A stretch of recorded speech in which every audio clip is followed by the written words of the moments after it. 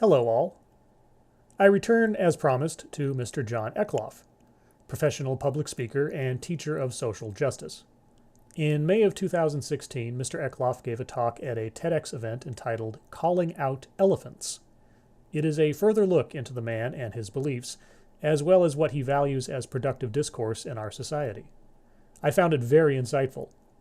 Now, the talk, combined with my commentary, runs quite long, so this will be split into at least 2 parts, perhaps 3, depending on what the remaining material requires of me. But with all that said, let's begin. I know the secret to transforming your life. It's simple, and anyone could do it. And if you're lucky, you could even begin today.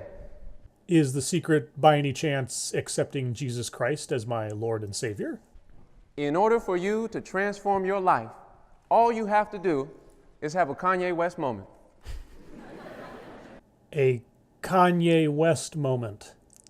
Well, at least I wasn't too far off the mark. Now, I know what you're thinking. Because, as we'll see, you're something of a mind reader. What does Kanye West have to do with transforming my life? Some of you probably don't even like Kanye West. Well, I'll admit I wouldn't put him high on my list of intellectual role models. Just because you don't like someone doesn't necessarily mean that you can't learn from them. Because if you only learn from the people that you liked, well, you would only know half of everything that you need to know. You know, John, you are absolutely right. That is what we would call an echo chamber, and I do want to avoid that as much as possible, so please continue. I want to listen to what you have to say. What I'm saying is having the courage to speak out against injustice despite any consequences that may come along your way. That is a Kanye West moment. Now, if you need a point of reference, let us very briefly time travel back to the fall of 2005 in the wake of Katrina's destructive visit. Oh, I think I know where this is going. Do you remember the American Red Cross's telethon, a concert for hurricane relief? And do you remember Kanye standing right there, right next to Mike Myers, looking right into the camera and completely deviating from the teleprompter and just speaking from his heart? Do you remember that? Yes, I remember it. It was definitely him speaking from his heart and not with his head. He said he hated how his people were portrayed in the media. When it's a black family, they're described as looting.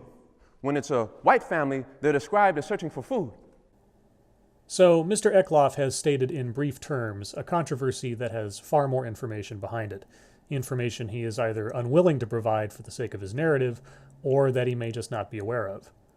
The controversy over the portrayals of black families versus white families during Katrina stems from a whopping 2 photographs taken during the flooding at different times by 2 different photographers.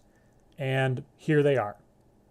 And neither Kanye West or Mr. Eckloff is incorrect in relaying that one photograph describes the individual as looting and the second photograph as the people finding.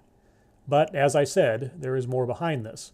In the wake of the controversy, interviews were done with both photographers. Here is what they had to say in part. According to Jack Stokes, the director of media relations for AP, Dave Martin, the photographer of the first picture, personally witnessed the subject of his photograph entering a grocery store and leaving with items, thus witnessing the man looting. Whereas the photographer of the second photo, Chris Grayson, didn't witness the subjects of his photograph taking the goods. Quote, "I wrote the caption about the 2 people who found the items. I believed, in my opinion, that they did simply find them and not looted them in the definition of the word. The people were swimming in chest-deep water, and there were other people in the water, both white and black. I looked for the best picture.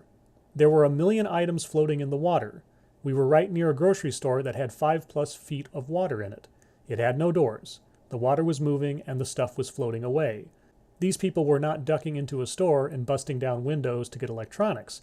They picked up bread and Cokes that were floating in the water." So to say that these 2 photographs, then, represent portrayals as enacted by the media writ large would be an exaggeration at best and recklessly inflammatory at worst. They are individual and unrelated items in both their creation and descriptions. And as much as possible, we want to avoid employing stereotypes simply to serve political means, don't we? And then do you remember those next 7 words? I know he does. That were forever etched into the mind of the 43rd president. that George Bush doesn't care about black people. Whew. Yo, that's a truth bomb. And are you going to mention what happened afterwards? I mean, this is recorded just this past May. You're not going to talk about what happened 5 years after the fact? Of course not. Okay, well, let me provide you that information. Taking his segment co-host, comedic actor Mike Myers, completely by surprise, West matter-of-factly declared that George Bush doesn't care about black people. It was a time when Americans desperately needed to unite to heal, and West's vitriolic and divisive accusation was anything but conducive. 5 years later, West is offering an apology.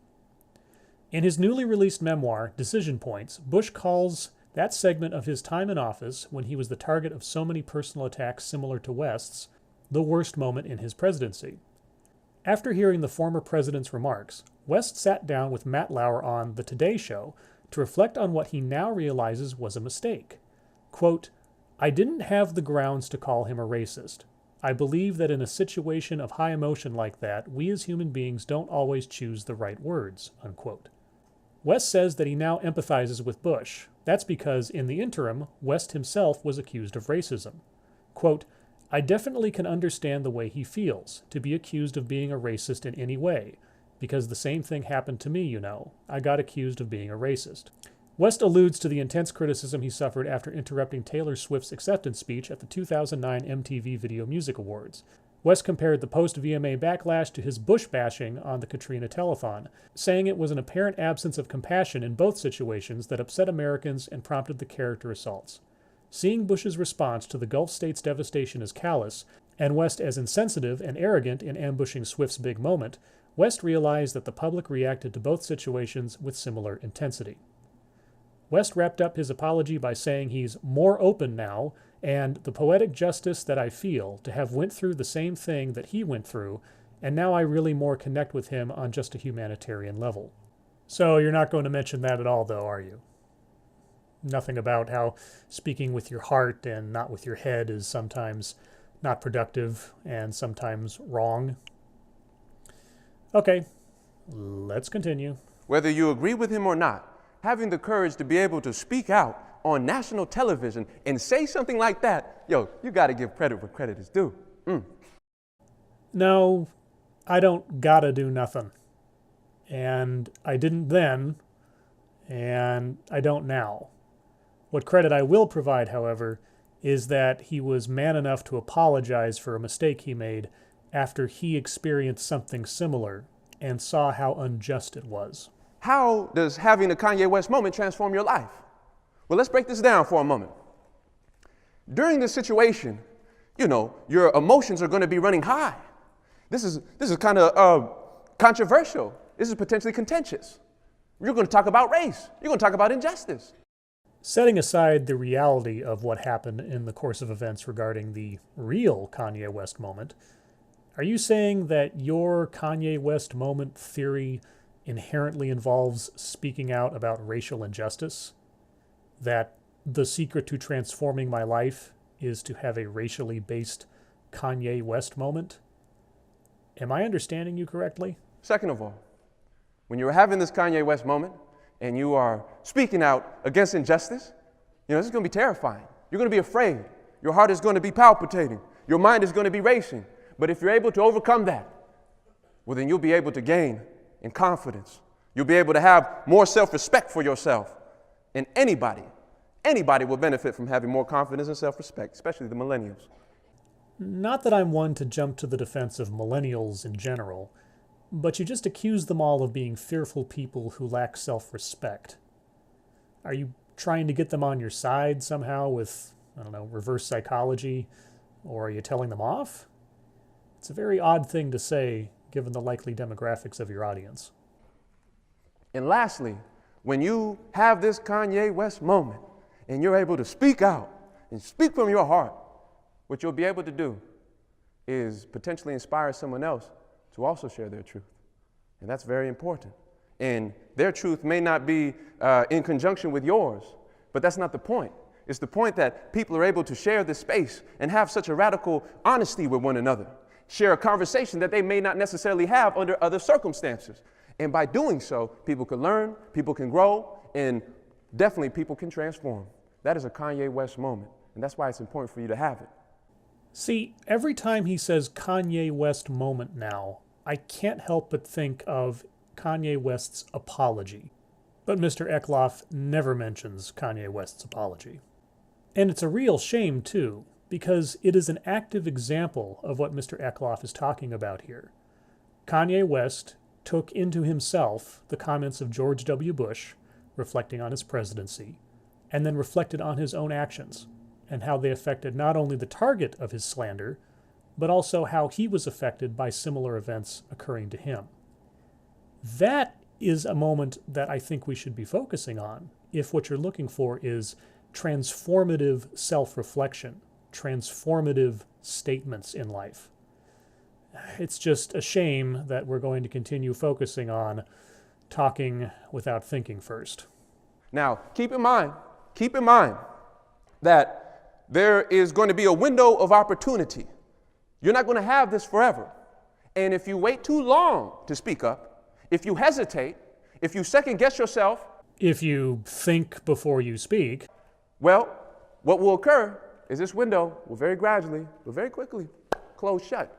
And you will have missed your opportunity. And you will never be able to achieve that again. Not at that moment. And in its place will be a regret that will loom over your head like your own personalized storm cloud made just for you.